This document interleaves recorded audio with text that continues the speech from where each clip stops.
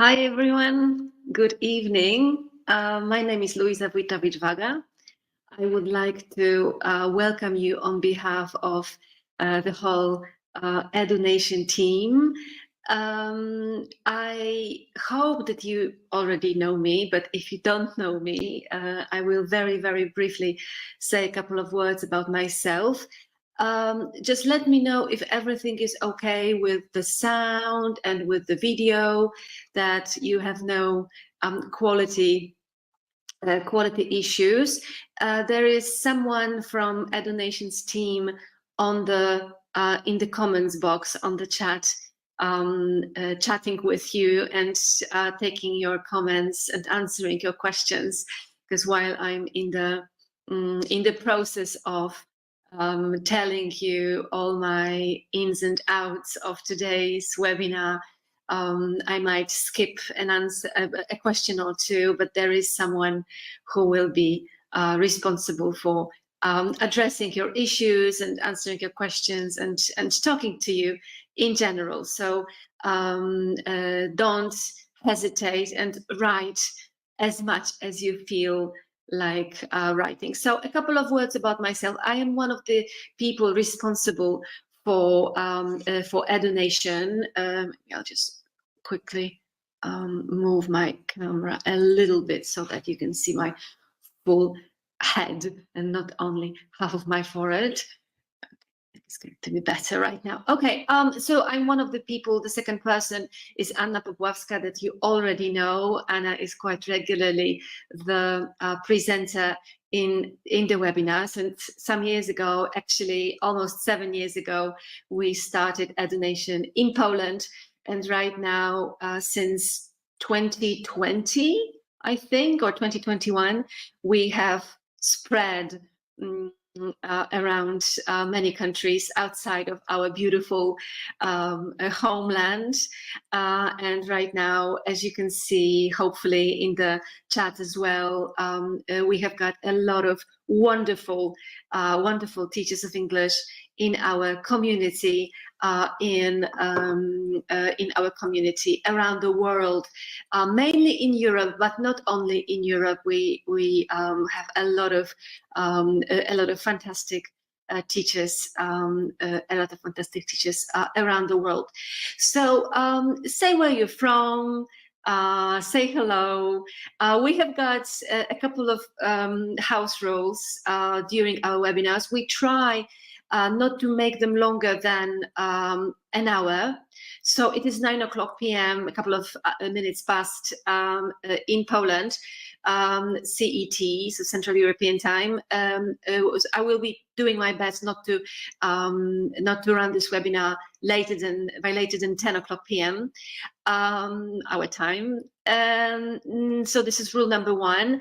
Rule number 2 is the comment section. We are always asking kindly our participants, so you right now, to be as kind to each other as you would like people to be kind to yourselves. The internet is full of comments and level of communication very, very questionable, but we are proud here at EduNation to be building the community of people who address each other on the highest level of good manners. So I would like to very, very kindly ask you to follow this rule. The third important point is the certificate and the recording, and always they reach you, all the people who have signed up, I mean, they always reach you by the next day. So it will be tomorrow, both the certificate of attendance, which is important for a lot of teachers, for the development, professional development process certification, and the recording will be there. So if you need to skip a part of the webinar today for some reasons, don't worry, it will all be possible to be made up for. Okay, so and very, very, very briefly about me, I have been an English teacher for A long time, almost 25 years. It's going to be 25 years next year. So I have really taught all possible language levels and age groups.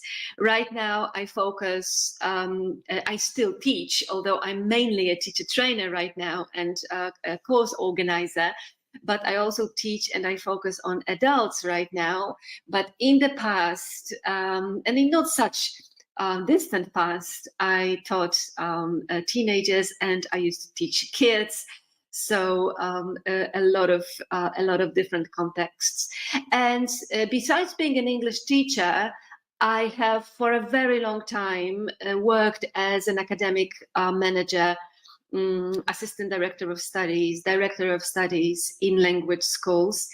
And right now, I'm a freelance academic assistant, let's say, or a mentor, maybe that would be a better word. And I cooperate with language schools, helping teachers to become better teachers and helping academic managers to become better academic managers. And today's webinar will be very much devoted to things that I have been seeing and things that I have been observing in my academic management career so far, and things that really they are mistakes. Although I will be talking about the word mistake in a moment, because a mistake in a lesson might not be the same mistake in the second lesson. So I will talk about it in a moment. But there are things, times change and activities change, techniques change, people change. But there is a group of teacher behaviors that we observe in lessons that tend not to change in the course of time. What I mean by that is that when I started observing teacher lessons many years ago, really many years ago, some of these things that I will be talking about today, I observed at that time. And when I went 2 weeks ago to observe a lesson, the very same things were to be observed in that lesson in year 2023. So I will be focusing today on those 10, as you can see in the slide, on those 10 most frequent ones. And of course, I will give you some rationale behind why, sometimes psychological, sometimes just logical, why something is or may be seen as a mistake. But feel free not to agree. Feel free to challenge my way of thinking. I love when people in webinars consciously participate in the content. So absolutely, you are totally free not to agree or to say, well, but there are situations in which, and that might not be a mistake.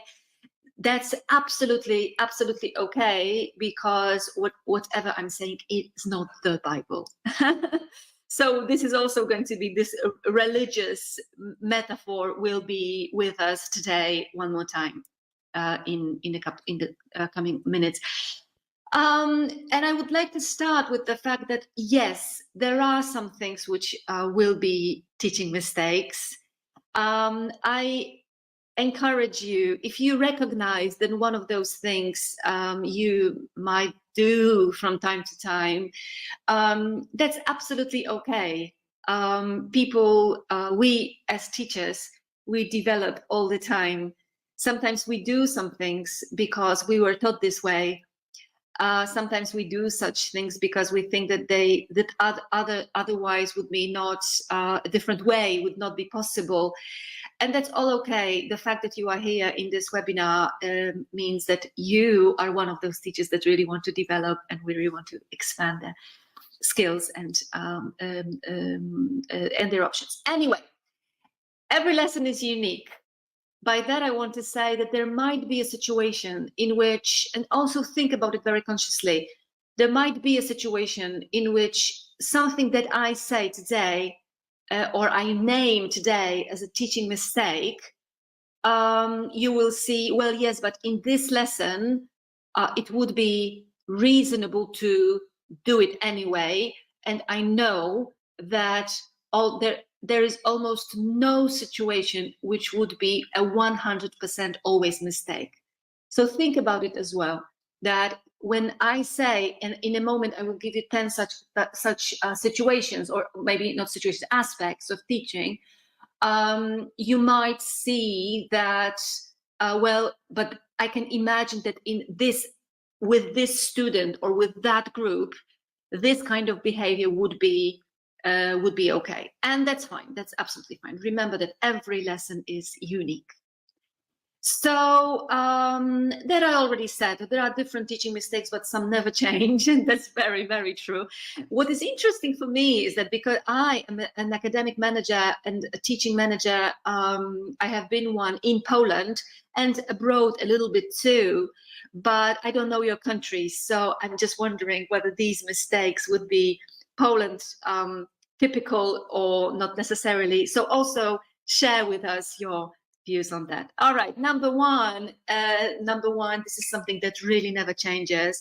The beginning and the end of a lesson. Why is this a mistake? What I want to say is very often I come to observe lessons in which, and this really happens very, very regularly, in which the beginning and the end have nothing to do with each other. So a teacher starts a lesson with a homework check or attendance check or some review, or just with something already from the teaching material planned. And then the course of a lesson moves on and on and on, and the time is up, lesson finishes, goodbye, homework and goodbye. What I would like to stress, and I really think that I'm not the only one who thinks this way, is that the lesson should begin and should end in a very, very specific way. You need to know what the aims of this lesson are, or the aims of this lesson are, and your students ideally should know these aims too. Aims should be quite precise. Aims should be ideally measurable. And the very end of the lesson should be the moment in which you check with your students whether the aims that you set at the very beginning have or have not been met or completed. So I like to compare the lesson or a lesson with brackets, that whatever is happening in the lesson is within the brackets, but the opening bracket is the beginning of a lesson and the ending bracket is the end of the lesson, but the brackets look very similar, just the other way around, or the reflection, let's say. So they should be what you do at the very beginning, what you do at the very end, the verification should be one story. And of course, sometimes it will not happen. Sometimes it will be difficult. Sometimes you will set aims that were unrealistic. That happens to everybody. I would say make your aims rather smaller than bigger, rather less extended than more extended, but make them precise. Don't give aims as you will learn more or you will be able to say more, because the word more means something completely different for you and for your students. It is much better to say you will learn 5 new, you will learn 3 new words, expressions, adjectives, and so on. And then at the very end of the lesson, what you do is you check whether your students have really learned these 3, 5 precisely named words, expressions, parts of grammar, rules, very different things. And And of course, if you have a reading lesson, it will be something different. If you have a more listening related lesson, the aims will be different. But again, make them precise and make them ideally, if possible, measurable. And then what it does to your students is that once you have verified whether the aims have been completed or met or achieved, and in most cases, they will be achieved. I'm sure about that. Not in all cases. I'm a realist, but in most cases, or in a lot of cases, this will give your students a sense of satisfaction, the sense of achieving a small success, because you congratulate them at the very end. You say, yay, we've done it. Again, congratulations. Small dopamine injection in the brain, and dopamine makes people happy. And also this will give this small sense of satisfaction and success to you. And you need it. You as a teacher, you need to feel that this lesson has been for something, not just one in a row of lessons, but that this lesson, these 45 minutes, these 60 minutes, they have been spent effectively. How will you know this if you have not verified the aims, or if you even have not checked them? So this is a very, very good system for both your students and you. And if there is no summary, if there is no conclusion, if there are no aims set, if these brackets that I mentioned at the beginning do not work with one another, I really feel that this is not the way it should be. Happening. All right, now second idea which I find questionable is that we do or we complete exercises and activities from the course book just as the author planned. So we are extremely lucky as English teachers to have other language teachers are not as lucky as we are, to have really very, very, very good course books. But it doesn't matter, no matter how clever, intelligent, and experienced authors of the book that you work with are, they do not know your class. They do not know they have no right to. This is by no means something that I hold against them. So you know your students, you know your class, you know their problems, you know the dynamic. So the exercises, the activities that you've got planned for you in the course book, you really may and you should filter through what you know about this class. So this kind of religious approach to author's original idea, I think I skipped an apostrophe in the author's word, I'm sorry. So this religious approach, the no reflection if this method is what really suits my class best, is what I find a mistake, what I find a teaching mistake. Of course, sometimes, and in a lot of situations, this activity should be done and ideally will be done the way the author wanted. But sometimes you may play with the form of an activity, with the content of the activity.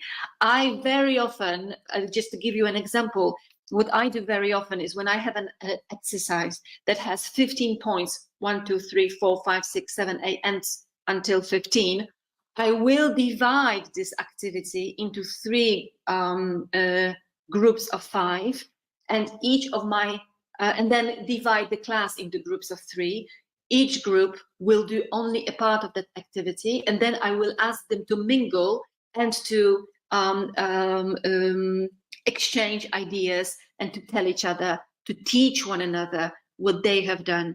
So not always, but I feel that doing 15 points one by another would be quite daunting for my students. So I prefer to do 5, 5, and 5, and ask my students to mingle, to exchange ideas, and to tell each other what they have done. So with their part. So to kind of be my kind of like mini teachers to each other. And that's just one of the examples.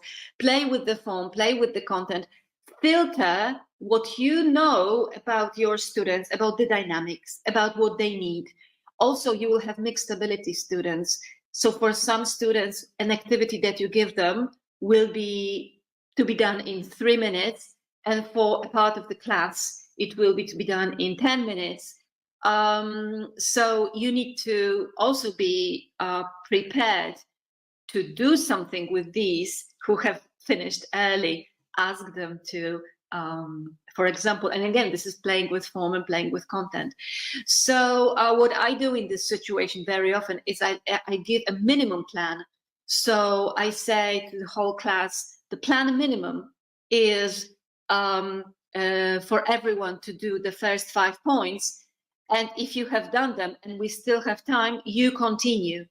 So by then I give one plan for the slower working and faster working students. But again, I don't do an activity religiously as the author wanted, but I do it,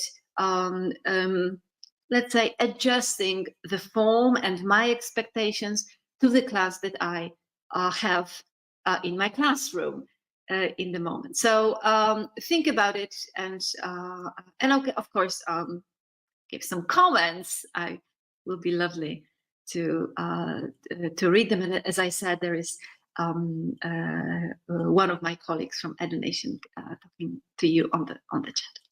So all right, number 3 is you come to the class, and this is I don't know what it is like in your country. I can tell you what it is like in Poland. It is changing a little bit, but still we understand our role as a teacher. This is a role of someone who teaches and corrects mistakes. So we pay a lot of attention to mistakes that students make in the lesson. It's interesting because also some of academic managers who come to observe lessons, they will mainly focus on what the teacher has done, what was a mistake in that lesson. So what I would like to push you, maybe, if that's not too hard of a word, or encourage you to do, is to change your zoom a little bit. What do I pay attention to when I teach my students, or when you are academic managers like I am? What do I see first when I come to this lesson? Do I see what the teacher has done well? And there are many things. You work wonderfully. You have fantastic creative ideas as teachers. You have very, very good rapport with students. You have extremely good sense of humor, and that makes the atmosphere in the lesson fantastic. You speak wonderful English. You know excellent methods and fantastic authentic materials, and so on and so forth. So you do a lot of things very well. And now your students, when they come to your class, they also do, even if they make mistakes with language, they also do a lot of things wonderfully. They have wonderful features of character. They are punctual. They have done homework. They, although 2 weeks ago they did not do homework, this week they did it. They help one another. They use words that you taught them 3 weeks ago, and so on and so forth. So there is really a lot of things that both behaviorally and educationally that your students do very, very, very well. But somehow some of us have a feeling that our main role is to pay attention to mistakes, and I don't think it is. So of course I want to stress very, very much, error correction is extremely important. Of course it is one of our roles is to find errors and to correct them. But what I love about paying attention to the positives is that I heard this sentence some time ago. I have no idea who the author is, that, and I put it in this on the slide that you see on your screen, that correcting mistake, that paying attention to the positives is like correcting mistakes that were not made. So you pay attention to something that a student did positively. So, for example, they used the difference between tenses. Let's say past simple, the present perfect. They used it correctly. So you pay attention to this correct application of these tenses, rather than paying attention to mistakes. So you pay attention to the positives. It's as if you paid attention to a mistake that did not happen, that was not made. I love this sentence. I think it's very, very nice. So one of the techniques that you could use is having a sheet of paper and how to push yourself, not how to push yourself to see these positives, if this is not something that is natural to you, of course. You take a sheet of paper, and on that sheet of paper you put two columns. The first column has got the sign plus, so the positives, and the second column has got the sign minus, so the negatives. And you, being in the lesson, you give yourself a task to fill out both of these columns. So a good lesson for you in that exercise, in this teaching development exercise, a good lesson will be the lesson in which you fill out the positives and the negatives equally. Or you can have a deal with yourself and also inform your students about it, that in this lesson, I promise I will be paying attention only to the positives. And think about how it makes you feel. Does it make you feel that this is okay or not okay? Would you like to try this activity? Would you like to try that exercise? It would be very, very nice to read some of your comments in the comment section about how you feel about it. All right, number 4 is about games that kill time. I have nothing against playing games in lessons, absolutely, but I always feel that a game makes sense in an English lesson if it is related to what you want to teach your students, that there is language practiced, and it is practiced by everybody. There are some favorite games of English teachers that I have a feeling are a complete waste of time. And I really don't understand. I don't see any sense. I mean, I understand that there is a sense if you go like holiday camp or some afternoon that you have nothing to do, during which you have nothing to do, and then you play such games, and one of those games is Hangman, for example, and Hangman kills a lot of time, and it really gives, no, I'm sorry that I say that, because I know that I'm sure that there will be some of you who are very big fans of that game, or also the like word snakes, games that take a lot of time, take up a lot of time, and unfortunately almost no language is practiced whatsoever. So for some students, especially when they are adults, like my main focus right now, you need to be very careful about games, because they will see games as something extremely trivial, and that this is a waste of time. And I've heard from one of my students, I have not come here to play, very, very serious man in a suit. And that's okay. I mean, if he feels that games are a waste of time for him, I will not be pushing that student to play games, language games with me.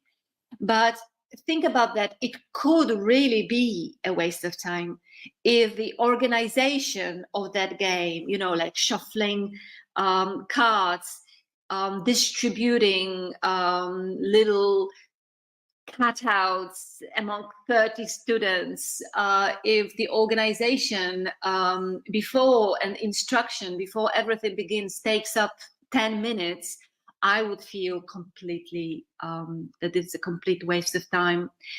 Also, a game will be not a good choice if only some students are involved. So there is a game in which 2 or 3 play and the rest is watching and doing nothing.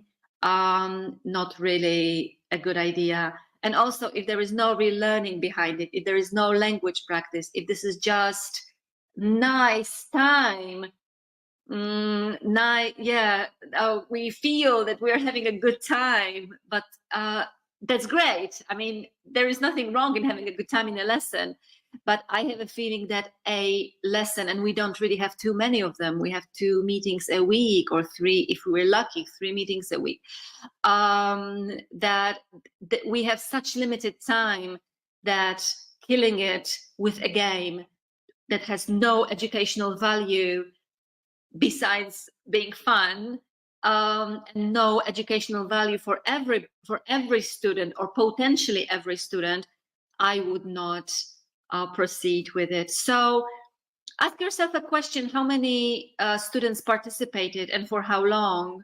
Was there real language practice? How much preparation did it require from me? That's one more aspect that I would like to focus on.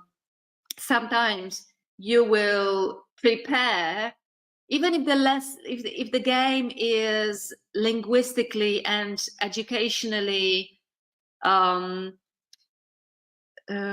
important, let's say, or efficient, the preparation of it, the printouts, cutouts, lamination, God knows what else, takes you for example, an hour, then I would say no to that game, because unless I will use it in 20 classes in a row, then maybe I would consider.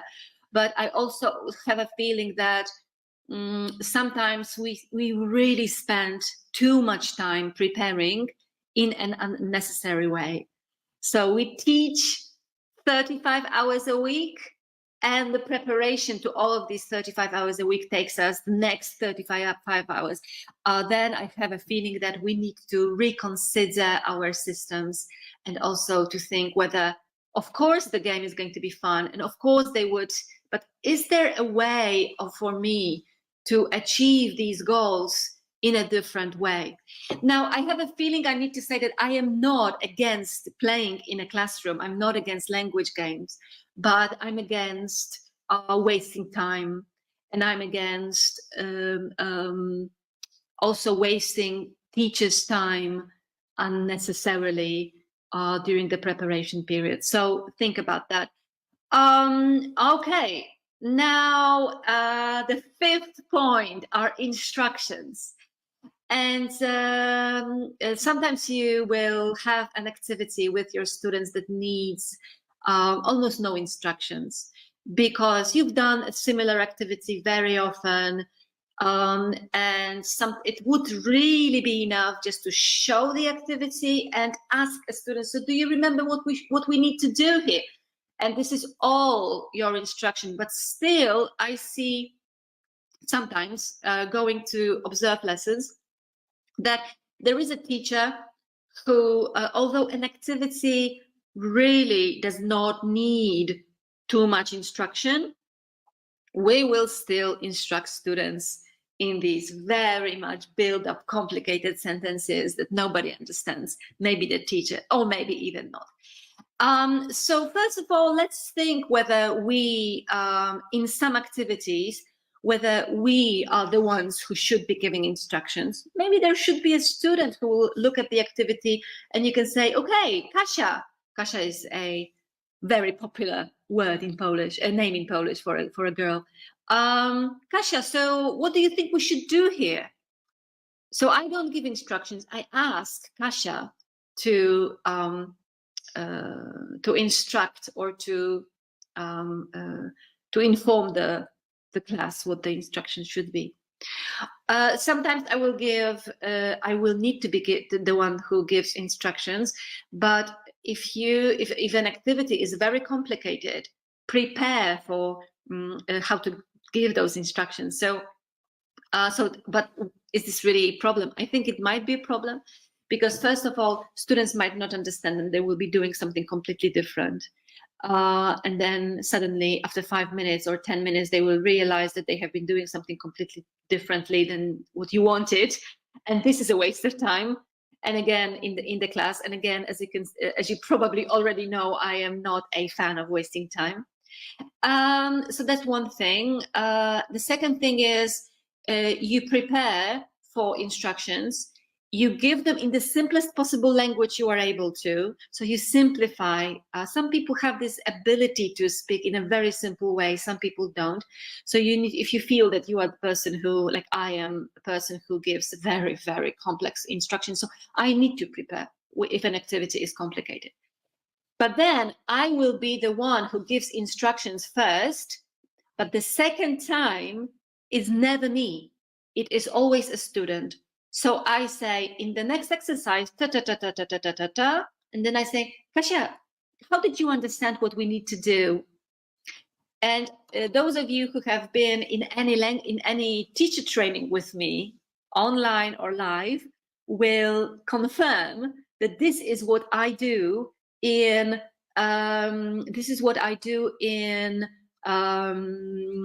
teacher training too. So I will ask teachers to do an activity, teacher training activity, and I will give them instructions. But then I will always ask someone in the room or in Zoom to repeat what they need to do.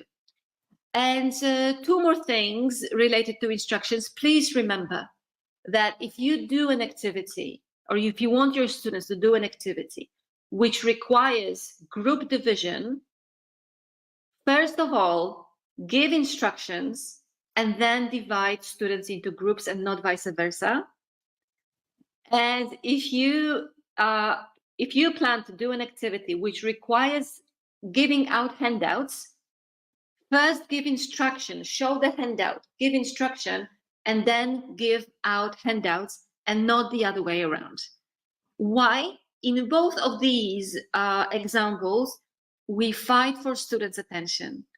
So your students will be focusing on what you want to say more if they have not been divided into groups yet, or if they have not been given a handout yet. Remember about it. We are fighting for their attention so that we don't need to repeat for the third or fourth time what needs to be done.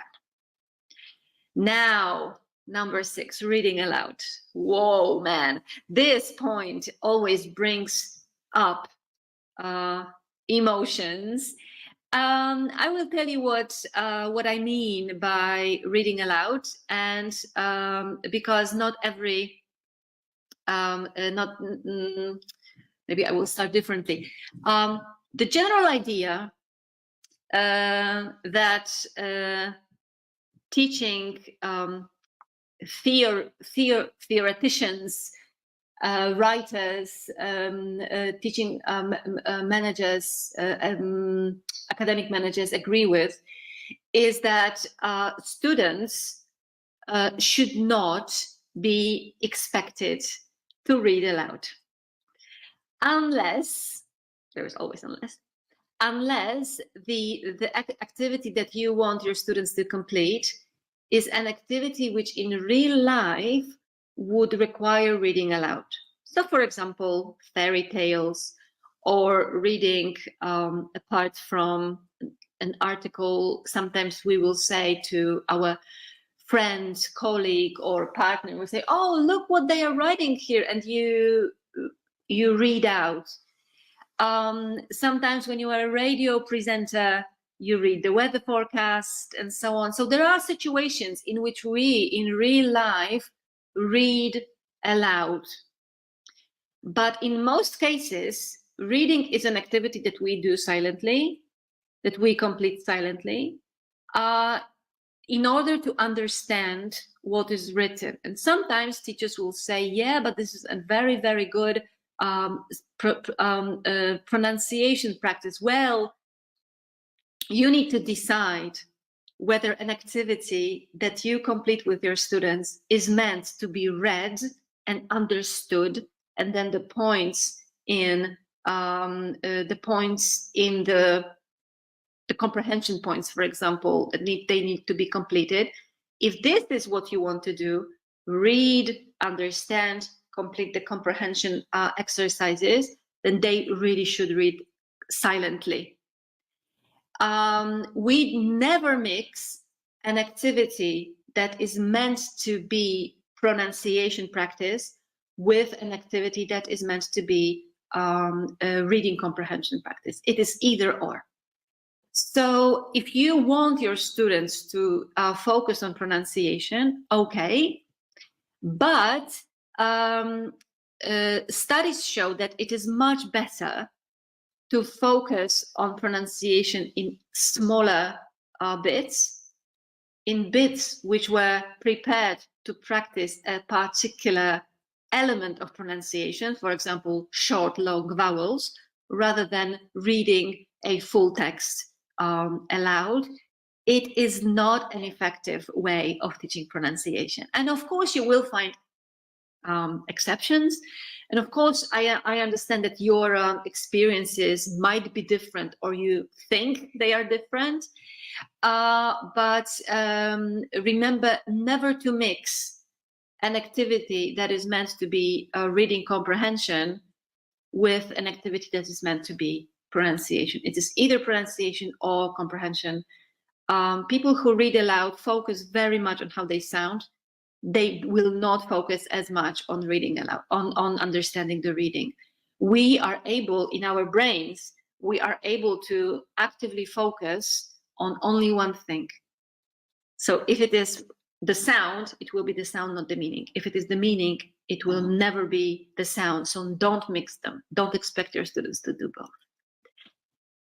Number 7, activity once only, no recycling. And this is something that hurts me so much. And it's like a knife in my heart when I see that teachers do one very, very nice activity once only, and they never come back to it.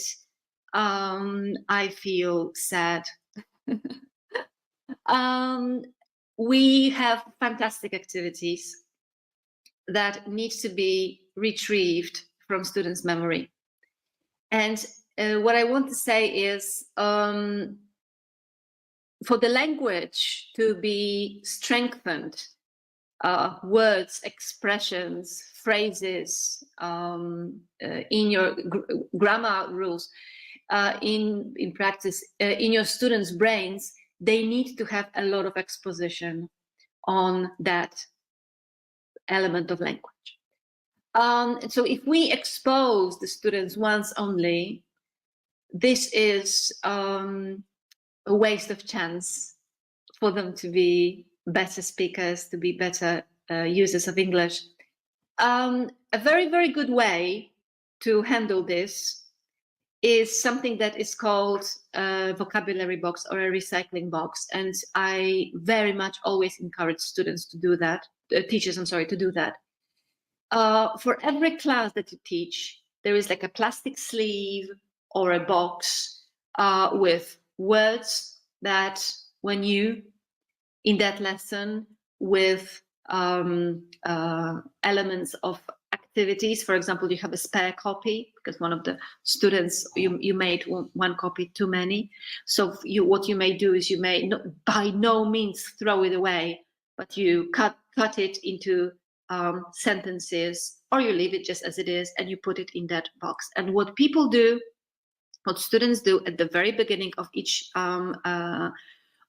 lesson, or in the middle of a lesson when you need an energizer, you take your plastic sleeve or you take your box and you do a round with your students, with every student picking something out from that box or from that plastic sleeve and saying what, for example, this is very random.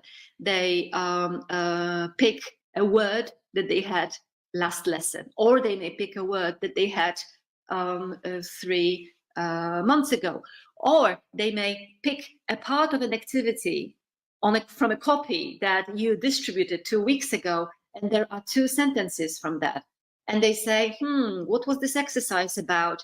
So you all think about it, say, oh, that was the exercise in which you were supposed to show the difference between past simple and past continuous. Can you try to do it? So, and then they don't write on it. This activity comes back to the box and comes back to the plastic sleeve. And then maybe this is live. This is random activity, so you don't know, but maybe next lesson, this activity will be drawn again, or maybe it will be drawn again by one of the students in a month's time. But these activities do not die. And what I like doing very much is have a short section in a lesson in which I will say, let's just look at what we did 2 months ago, and let's just choose randomly an exercise that we did 2 months ago, and let's do it again. So I'm not doing this because I want to kill time or I don't have any other idea. I do it because this is my idea to retrieve knowledge from and the language from my students' brains. I hope that you like this idea. Now, the next thing which I see maybe less frequently right now than in the past, but still quite frequently, is the magical TSS prevailing, which means the interaction teacher-student. I will never stress enough the importance of pair work and group work, but of course in activities that require pair work and group work. So for example, if there is a reading activity, we don't read in pairs, we read individually, unless we want to divide the text into 2 parts. Part number 1 is read by student A, part number 2 is read by student B, and then they join forces and retell one another what the details of their part were. That's also okay. Sometimes teachers will say, yeah, but my students don't really want to work in pairs. They will say, my students complain and so on. I would say if they are unprepared or they are not used to working in pairs or in groups, they will complain at the beginning. You need to explain to them what the strength of this activity is and what the sense of this activity is, which means if we have got 12 students in a class and I expect you to speak to me individually all the time, you will have a narrow margin of time in which you really speak. And language requires active speaking. We learn language mainly to speak, not only, but mainly to speak. You need to speak. If you speak to me only, you will only speak for like 3-4 minutes maximum in every lesson. So you need to speak to somebody else. And the second argumentation is, in most cases in your life, you will not speak to a native speaker and you will not speak to a teacher. You will speak English to someone who speaks English as a non-native speaker. And this is all studies, unless of course you move to an English-speaking country, but still in most English-speaking countries, you like the UK, for example, or the US, you speak a lot with people whose first language is not English anyway. So all these arguments are necessary, of course, because I also have students who will say, well, I would prefer to speak to you. You will correct all my mistakes. Well, mistakes don't need to be corrected. All mistakes will not need to be corrected. So remember about that as well. Now, number 9, we are slowly approaching the end. Number 9 is no student DIY. What do I want to say by that? Student DIY is an belief or method implemented by teachers who expect that activities will be prepared at home, thought over, invented by students and not so much by teachers. So it's really delegating part of your preparation, part of your lesson plan to students preparing activities. So if I want to prepare discussion questions with my students, I would rather ask them to think at home what the discussion questions would be than sit and try to think them up myself. If I want to prepare language revision activity, vocabulary revision or grammar revision, I will ask my students, I will tell them, I need to tell them very precisely what my expectations are, what this activity should look like, but it makes much more sense for them to prepare it than for me. I know this language, and for them it is one more exposition. They need about between 6 to 8 recurring expositions to the same language to finally remember it and be able to use it. So that's what I'm doing with them. So please remember about it. Always think when you want to prepare something, the first question that you need to ask yourself is it really me who should be preparing it? Does it really need to be me who prepares it? And I don't think that it needs to be you all the time. All right, and the last point, listen, we are almost approaching the end. I like the sound of my voice. That's how I named this area of teacher behavior, which I think should be changed. Remember that the classroom time is the time in which it should be mostly the students who speak, not you. Actually, what is interesting is that this really is something that has not changed in the 20-ish years. Teachers like speaking, and I know why. We are really cool people. We have lots of stories. We have jokes. We have anecdotes. We are interested in our students' lives, and we want to share with them our ins and outs. But I really think that we need to control how much we produce, because with every minute of our production, we take a minute of students' production away. I think it's very, very simple mathematics. 1 minute of teacher talking time is 1 minute less of student talking time. And all right, listen, I hope that these 10 points were important for you.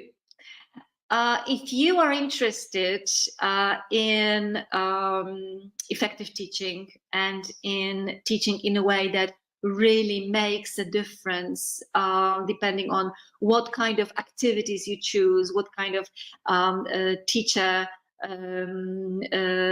choices you make, I would like to encourage you very much to take a look at this page, which is edunation.com.pl/effective teaching. There will be a link in a moment in the comments pasted by my colleague.